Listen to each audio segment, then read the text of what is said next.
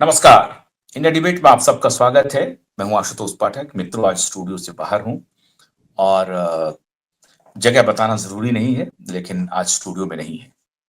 लेकिन इसके पहले कि कार्यक्रम की शुरुआत करें, आप सबसे अनुरोध है कि जिन्होंने हमारे यूट्यूब को सब्सक्राइब नहीं किया वो सब्सक्राइब कर लें। हमारा vibe.in, prakashtv.in हमारा ओटीटी प्लेटफॉर्म है, उसे भी लॉग इन करें। हमारा ट्विटर प्लेटफॉर्म, एक्स प्लेटफॉर्म और फेसबुक, रंबल, इस सबको फॉलो भी करते रहें।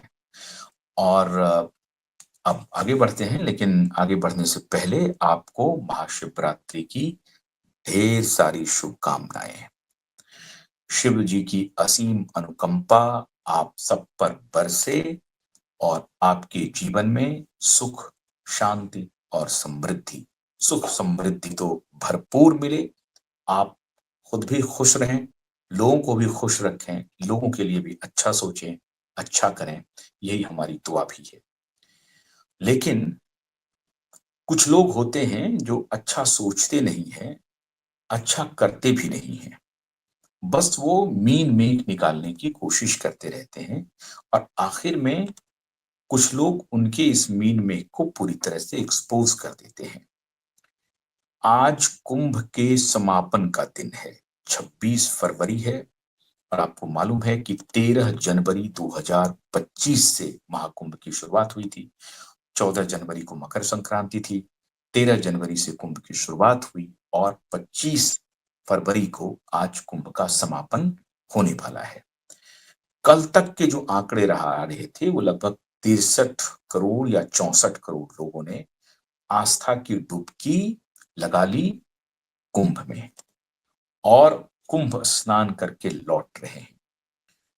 खबर आ रही है कि प्रयागराज का जो एयरपोर्ट है वो पूरी तरह से उनका एयर ट्रैफिक कंट्रोल जाम पड़ा हुआ है। क्यों साहब?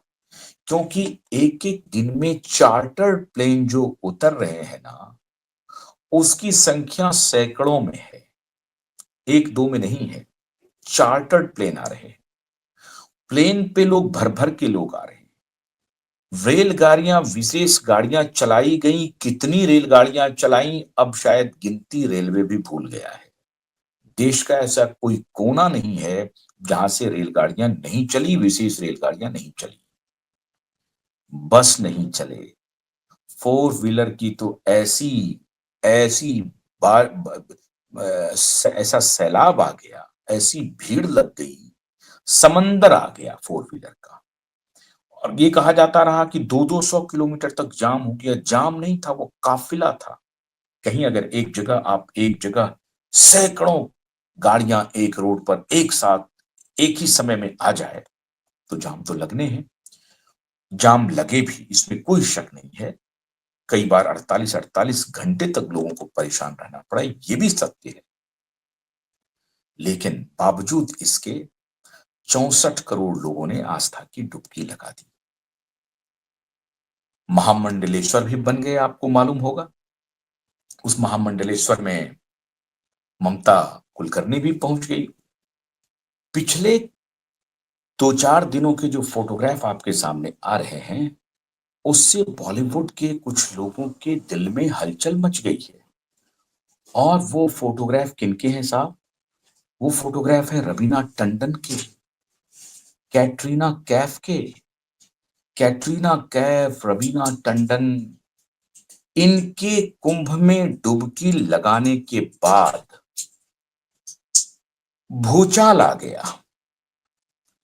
सलमान की पुरानी गर्लफ्रेंड, और अभी मैं उस एक्टर का नाम लेने की आवश्यकता नहीं है कि वो किनकी पत्नी है, उनकी एक मूवी आई है नई, छावा, जो बड़ा हंगामा मचाया हुआ है पूरे बॉलीवुड में और पूरे देश भर में। छावा देखने के बाद जिस प्रकार से लोग निकल रहे हैं, इनके पति की बल्ले बल्ले हो रही है। लेकिन उसके बाद भी बेचैनी बढ़ गई है और खास तौर से मुझे ये कहने में कोई आपत्ति नहीं हो रही है कि जया भादुड़ी बच्चन के चेहरे पर कैटरीना कैफ और रवीना टंडन ने कालिख पोत दी है। मैंने उस वक्त भी कहा था कि जया भादुड़ी बच्चन को यह बयान किसी भी सूरत में नहीं देना चाहिए। हजारों कैमरे हैं वहां पर, हजारों, और करोड़ों लोग वहां जा रहे हैं। हजारों की संख्या में सिक्योरिटी पर्सनल है वहां पे।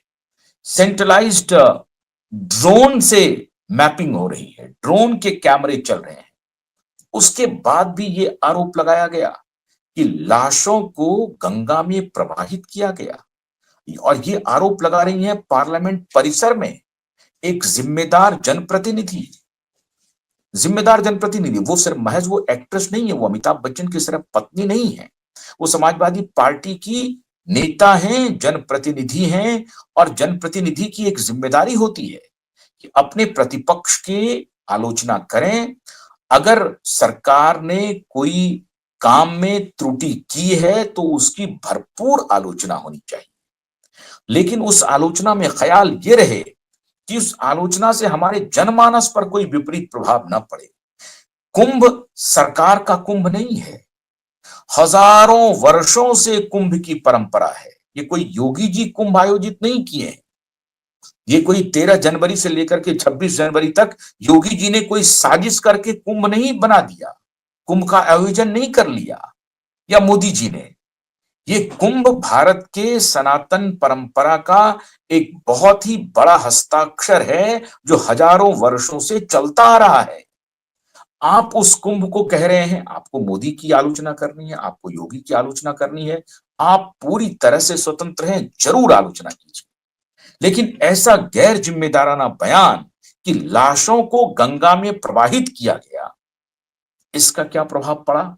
इसका क्या प्रभाव पड़ना ये था, आपकी मंशा थी कि कुंभ में लोग न जाएं, और उसके बाद आप इसको मुद्दा बनाएं कि उत्तर प्रदेश की सरकार की कुव्यवस्था की वजह से, उनके कुकृत्यों की वजह से आम जन जो हर साल इतने बड़े कुंभ में जाने वाले हैं, वो कुंभ में नहीं गए। ये आप नैरेटिव चलाने वाली थी, और ये आपको स्क्रिप्ट मिला था कि यही आपको पढ़ना है। मुझे नहीं मालूम कि स्क्रिप्ट मिला था कि नहीं मिला था, क्योंकि आप किसी की सुनती भी नहीं है। आप तो हाई हेडेड हैं, आपका तो अहंकार इतना बड़ा है जो आपके व्यक्तित्व से भी बड़ा हो गया है आपका अहंकार। तो आपने आपने किसी के स्क्रिप्ट को पढ़ा होगा, इस पर मुझे संदेह है। आप स्वयं इतने अहंकारी हैं कि कुछ भी बयान बक दें। आपको इस बात का भान नहीं है कि आप एक जिम्मेदार जनप्रतिनिधि हैं, और आपकी रिस्पॉन्सिबिलिटी जनता के प्रति है, ना कि किसी सरकार के प्रति, ना किसी पार्टी के प्रति। आपके इस बयान से लोगों पर क्या असर पड़ेगा? लोग आपसे पूछेंगे कि क्या वाकई में कहीं लाश प्रवाहित हो रहा है? लोग कैसे जाएंगे कुंभ स्नान करने के लिए? उनको लगेगा कि साहब मैं जहां कुंभ में डुबकी लगाऊंगा वहां लाशें तैर रही हैं, और ये कौन बोल रहा है भाई, कौन बोल रही है? तो जया भादुड़ी बच्चन बोल रही है। आपकी बड़ी साख थी, आप अमिताभ बच्चन की पत्नी है, महानायक, सदी के महानायक। हालांकि मैंने उनको एक्सपोज किया हुआ है, तो सदी के महानायक की आप पत्नी हैं, आपको मालूम है, ये सारी बातें आपको मालूम है। उसके बाद भी उसके बाद भी आप ये लगातार बोलती रही कि वहां का पानी गंदा हो गया है, वहां के पानी का क्वालिटी टेस्ट नहीं हो रहा है। गंगा जल के बारे में आप बोलती रही कि क्वालिटी टेस्ट नहीं हो रहा है। पूरा माहौल बनाया गया कि उसमें तो समझिए कि मल में जो बैक्टीरिया पाए जाते हैं ह्यूमन डिस्चार्ज में, उस तरह के बैक्टीरिया गंगा जल में कुंभ के जगह पर पाया जा रहा है।